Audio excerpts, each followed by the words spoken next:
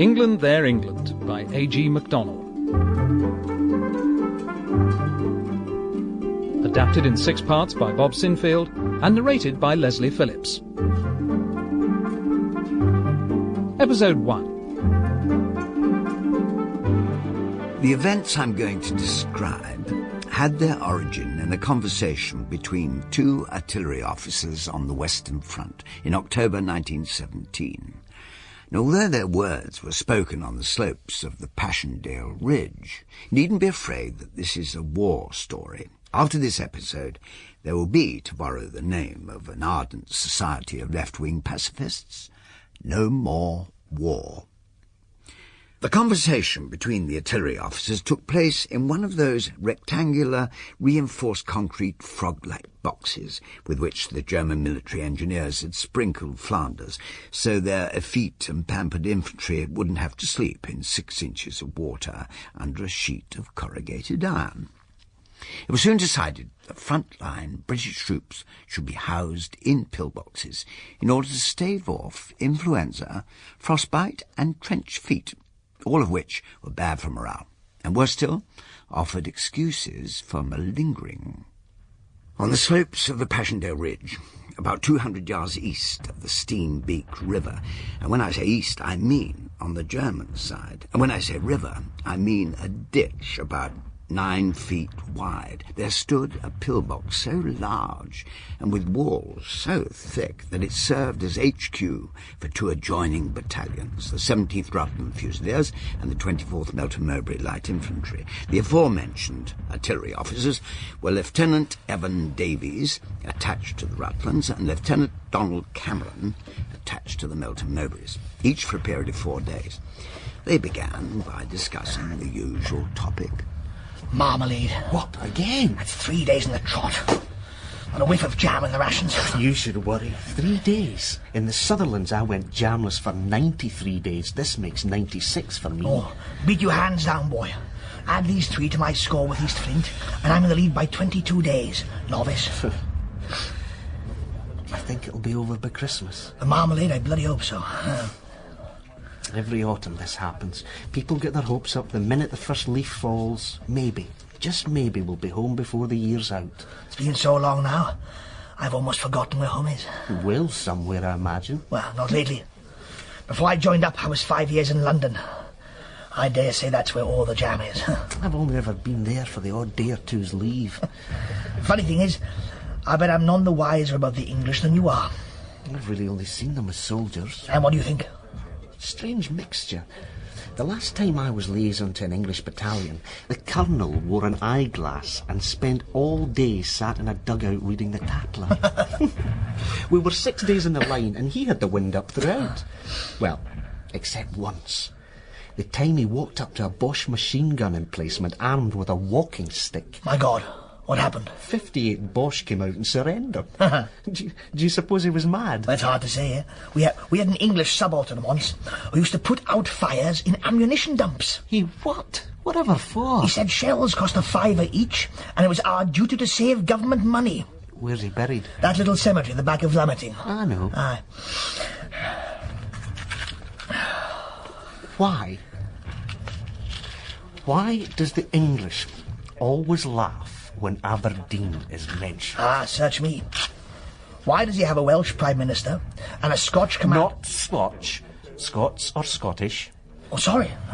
A Scots or Scottish Commander-in-Chief, and come to that, a Scots or Scottish First Sea Lord of the Admiralty. He seems to find that hysterical. He does. Here's another thing, Cameron. You see, the Englishman prides himself on having always beaten the French except at Hastings, right? Right. So, how come the French army's doing so much better in this war than the English?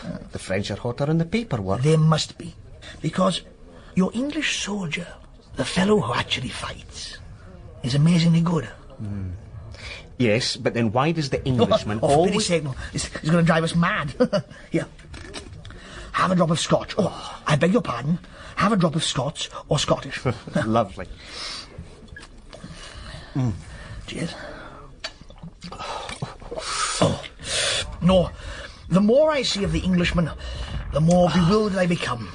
He's the kindliest soul in the world, but if he sees something beautiful flying in the air or running on the ground, he gets a gun and kills it. If an earthquake devastates North Borneo, he dashes off to the mansion house, blocking up the traffic for miles around, trying to hand over money for disaster relief. But do you think he'll lift a finger to abolish his own slums? If you assault him and bash his teeth down his throat, well, that's just playfulness. You get 14 days in jug. But if you do it and nick his watch at the same time, that's robbery with violence. You get 18 strokes with the cat in about 3 years in Dartmoor. And you can do what you like to a stag or a fox, that's sport. But say you approve of bullfights, and you're lucky to escape with your life.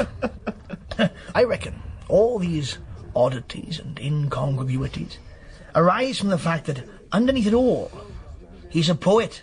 Mind you, he'd be lurid with rage if you told him. I tell you, if I can extract myself from this bloody Armageddon, I'm going to put my theory to the test. What are you going to do? Write a book? No, I don't write books, I publish them. Really? Oh, yes. I've got an office near Covent Garden. Or I did have. I hope it'll be there when I get back. You wouldn't be looking for a writer? Always am, old boy. It's part of the job. Look, if you want to work in London, come and see me and we will talk it over. You'll find me in the phone book, Davies and Llewellyn Glendower, Henrietta Street. Seriously? Oh, you bet your life. Now, write it down before you forget it. Here, put it in your gun registration book. The German artillery was tuning up for its evening performance, and an occasional thud shook the pillbox. But it was not the shells that worried the two gunners. The real danger was the infantry might get agitated and ask for an SOS to be sent to the protecting artillery. The Rutland's adjutant came elbowing his way towards them through the crowd. SOS, chaps! It might be an attack! Oh, hell.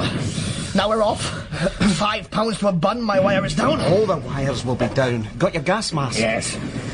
Have you got any rockets? Mine were blown into a shell hole on the way up. 4, 2 red, 2 green. God almighty! If they don't see the rockets, Cameron, one of us will have to run for it. No one in the world could mend a wire and all that. Let's hope the damn things work. We'll soon find out.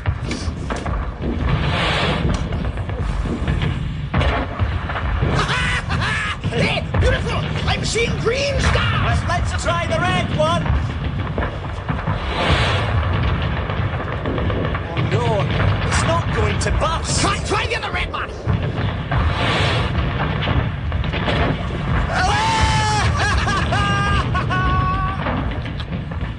The two gunners crouched down behind the broken parapet and waited.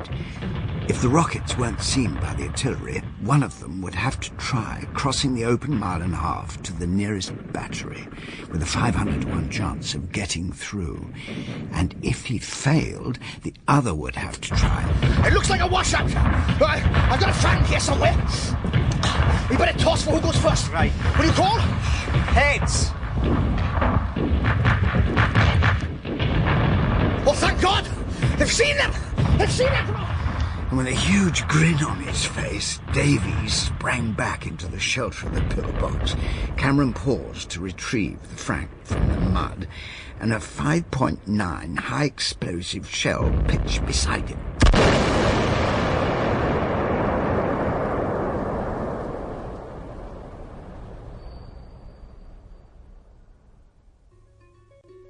He woke up a fortnight later, concussed and shell-shocked in the Duchess of Westminster's Hospital, Le Touquet.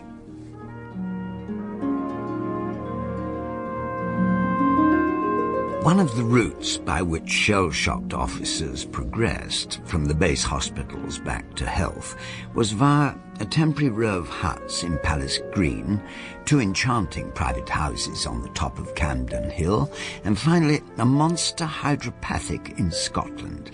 So it was not until 1920 that he packed his valise for the last time, saluted a major for the last time, and departed in a first-class carriage for the last time for many years to Aberdeen, and from there by slow train to the country district of Buchan.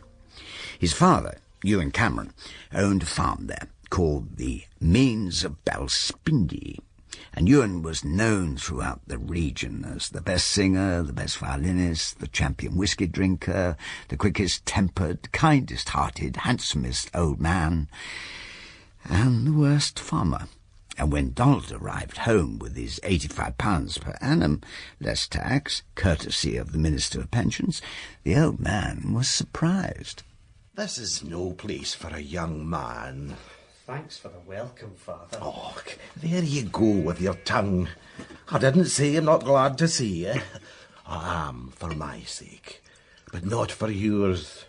Balspindy is for old men. So what's for young men?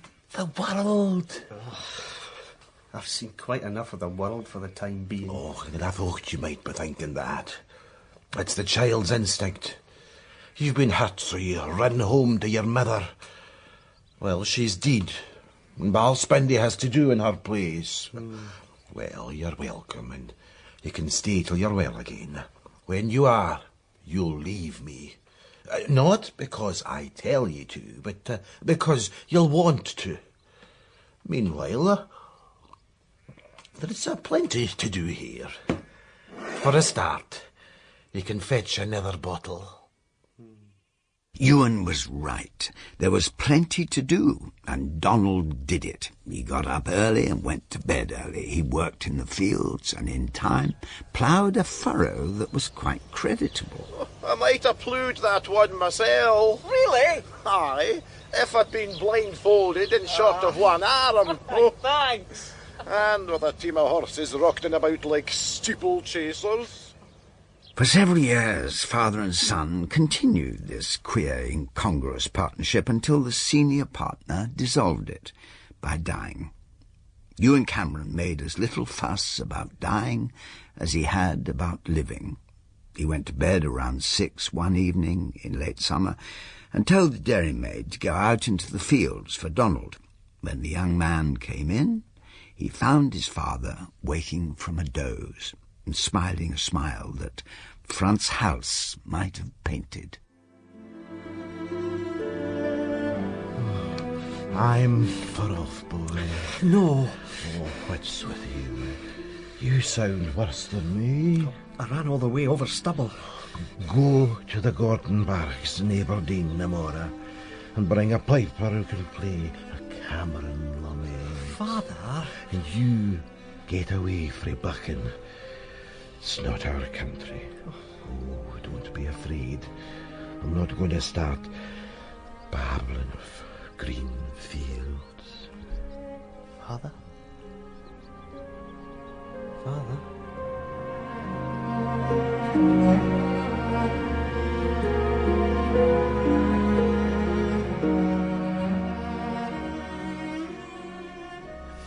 So, Mr. Cameron, it appears that as a result of your father's death, you're just over £7,000 better off. It's an ill wind. Oh. Well, thanks. However, there is one stipulation. Mr. Cameron Sr. stated in his will that the money is yours on condition that you spend no more than 1 month per annum north of the Tweed until you reach the age of 50. Really? Gets better and better, doesn't it? I'm sure a young shaver like yourself can't wait to get off to the high life, eh? Quite. Anyway, don't let me detain you. You'll be wanting to pack your bags.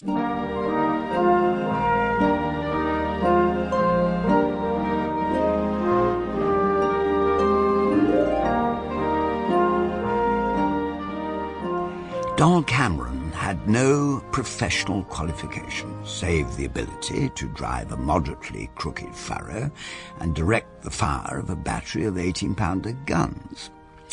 So he resolved to try his fortune as a journalist. There seemed to be no other profession which required neither ability nor training.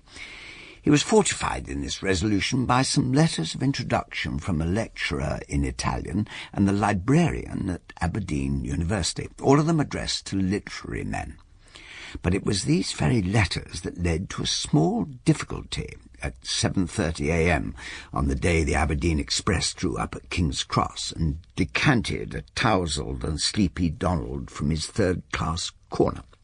For the lecturer in Italian had warmly recommended Chelsea as the only possible region in which a literary man could reside, whereas the librarian had repeatedly affirmed that no one who was anyone lived further from the British Museum than the average athlete at the Aboyne Games could throw a stone. But Chelsea and Bloomsbury were all one to Donald, both as residential districts and as movements in art. So it was the spin of the coin on the station platform that directed him towards Chelsea. By tea-time he was installed in a bed-sitting room on the second floor of a house just off the King's Road. The landlady was an elderly dame with a roving eye who looked as if she'd had her fling 40 years before. Her daughter also had a roving eye and looked as if she was ready to have a fling at any moment. Oh, hello. Hello. It's Donald, isn't it? Oh, yes, I suppose it is. I'm Gladys. The W is silent. Is it? Oh, you're Scotch. No, actually, I'm Scots. Thought so. We've got something in common. But you appear to be Welsh. That's right. We're fellow Celts, you silly boy. Oh, yes. Oh, I do like a nice chat with an eligible young man. Do you? Such a rarity since my poor dear fiancé. He was a naval commander, you know. Killed at Jutland. Oh, I'm sorry. Very fond of port, he was. He didn't like sailing? Port wine, dear. Oh, I see. Well, yes, given the choice, I think I'd prefer port wine to Jutland. Oh, so gifted with words. I can see I shall have to be careful or you'll be putting me into one of your books. Donald's first letter of introduction was to the literary editor of a well-known weekly paper which had leanings towards a mild form of intellectual socialism. Mind you, no one would have been more alarmed than the said literary editor if a sudden swing of the political pendulum had brought about the very changes his paper so eloquently advocated. For although he despised money, he was heartily fond of much that it could buy. He was a brilliant critic, a vile editor, and a superb luncher out. His name was... Mr. Charles Ossory, please. You have an appointment? No, but I do have this letter of introduction. It's quite impossible to see Mr. Ossory without an appointment. Then could I make an appointment? I have full authority to make appointments on Mr. Ossory's behalf. Oh, good. Well, perhaps later this afternoon... Impossible. Then maybe tomorrow morning. Out of the question. But if you can't call back at 4:30 tomorrow afternoon, it's just possible that Mr. Ossory may be back from his lunch. Surely you mean from his tea. From his lunch. On the Tuesday afternoon, Donald presented himself nervously at the Dragonlet's den and waited for an hour till the butler of a dowager marchioness telephoned to say Mr. Ossory would not be returning to work that day. On the Wednesday afternoon, it was the secretary to the wife of a cabinet minister who rang, and on the Thursday, a countess whose quarterings were unimpeachable, but whose income did not stretch to a telephonic intermediary. On Friday, Mr. Ossory went away for his usual weekend, returning on Tuesday just in time not to go to the office. And it was only by chance that a hasty visit on the Wednesday afternoon to correct the proofs of a wise and witty article about Molière happened to coincide with one of Donald's vigils. You're a persistent man, Mr. Cameron. Thank you, I suppose. Oh, it's a compliment, right enough. Persistence pays in this business, and you're... Mr. Ossory, have you corrected that proof yet? Not yet, Miss Garrison. As you can see, I'm still talking to Mr. Cameron. Well, really? Forgive me. No, as I say, your letter of introduction fills me with high hopes. I'm sure I can offer you something. Really? How would you like to... Mr. Ossory, you haven't forgotten you're taking tea with Mr. George Bernard Shaw. All in due course, Miss Garrison. Mr. Shaw may look like old Father Time, but I'm assured he does wait for some men. Oh! Now, where was I? You were about to offer me... Ah, yes. How would you like to compile a list of new novels for the autumn edition of our book supplement? I'll pay you 3 guineas. Yes. Yes, love to. And, do you think there might be other opportunities after that? Well, I wouldn't like to promise, Mr. Cameron. You see, the literary world is grotesquely overcrowded, and it's only possible for men of exceptional talent to enter it. And then only if they've already been in it for some years. I'm sorry? It stands to reason. Unless they'd been in it for years, how could they show their exceptional talent? It says a great deal for Mr. Ossory's charm that he made this sound quite reasonable, but it wasn't until Donald had returned to his lodgings and pondered the matter that he decided to give up the Irishman as a potential patron and to try the second letter of introduction. This was addressed to Mr. Alexander Ogilvy, LL.D. of St. Andrews University, editor of the Illustrated Planet. Mr. Ogilvy's business habits were different, apparently, from those of Mr. Ossory, for he made an appointment with Donald for 8:30 a.m.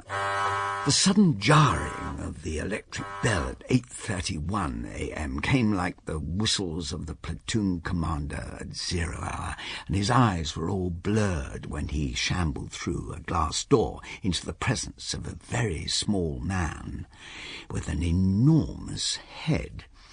Donald, a twitter with nervous palpitations, wondered what the little man's first words, if anything, would be. As it was, they were unintelligible. Eracht maar more or facifern. Donald had started and swept a large glass ink bottle to the floor, where it shivered into 10,000 splinters and flung its blue-black contents into every corner of the room. I'm so sorry. I'll mop it up with my handkerchief. Stay put. We have office boys for that. Of course. I was asking you to what branch of the clan Cameron you belonged. I don't know exactly. It's a poor Highlander who doesn't know his own chieftain. Now, my good friend Mr. Gregg of the college library tells me you want to enter upon a literary career. Well, he says you have all the makings. Oh. Well, maybe you have and maybe you haven't. But there are two ways to find out. Either go home and write something good. So, if it's good, it'll be published. Or start in as a journalist. That was my idea. Good. Now, I've been asked to find a man, an apprentice for a paper. That's how we all started. Would you like the job? Like it? I would love it. Good. It's on the Glossop Evening Mail. On the what? Glossop Evening Mail. Glossop. Town in Derbyshire. But... Eh? What? Hmm? I thought you meant a job in London. Young man, London is halfway up the ladder. You must start on the lowest rung. Your niche is Glossop. The third and last of Donald's letters of introduction was to a Mr. William Hodge, editor of the London Weekly. Mr. Cameron, come and sit down. How's my good friend, Mr. Gregg? He sent you a letter. I have it here. Oh, don't bother about that. Letters of introduction are usually lies. The real question of the moment is whether you play cricket. Cricket? I'm raising a side to Player Village in Kent, Saturday week. Well, I haven't played for ages. Oh, doesn't matter, two straws. Do you bat or bowl? Not really either. Splendid. Now, what about a drink? Oh. The Black Cat public house was already crowded, although it was not yet 12 o'clock. Inevitably, Mr. Hodge encountered some colleagues, and before long they were deep in an argument about the comparative merits of two rugby wing forwards, neither of whose names was familiar to Donald. So, pint mug in hand, he edged his way to the end of the line, where a pleasant voice at his elbow observed, "Didn't we share a pillbox at Passchendaele?" Davies! Devil! That's right, how are you? Cheers, cheers! Yes, clever of you to remember. Not bad, though I say so myself. I got concussed that last day. Since then, my memory's been none too reliable.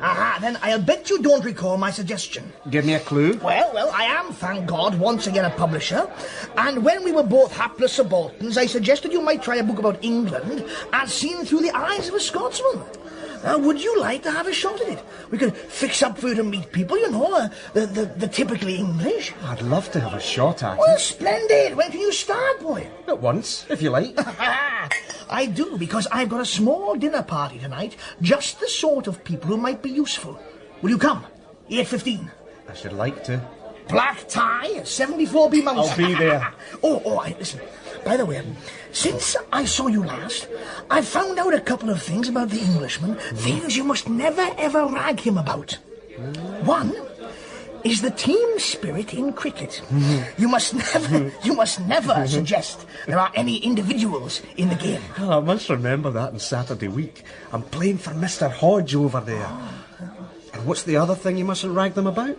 Lord Nelson. There were 4 other guests at Davy's dinner party, and each of them took a kindly interest in the diffident stranger. Most significantly, Lady Ormerod, MP, invited him to spend the following weekend at her house in Surrey. Next time, we'll find out why she greeted him with the words, "The Duke of Devonshire telephoned for you. You are on no account to ring him, but you must go to Chatsworth for luncheon on Monday." when Donald had never even met the man. We also discover why an alluring vamp named Esmeralda purred at him. Oh, you're a film magnate. I adore film magnates. When the poor boy hadn't even caught Birth of a Nation at the Aberdeen Bioscope. And we'll meet a man whose first words to Donald were, Scum!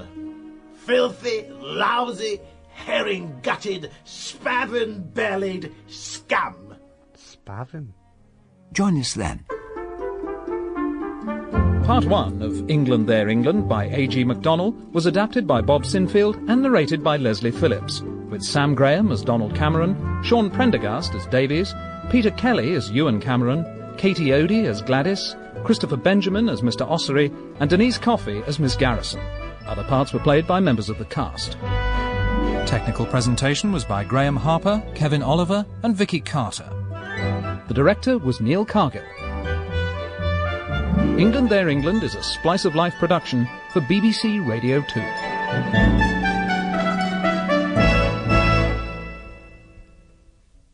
Next week, Donald learns how to emerge unscathed from a weekend house party when England, There, England continues next Monday at the same time.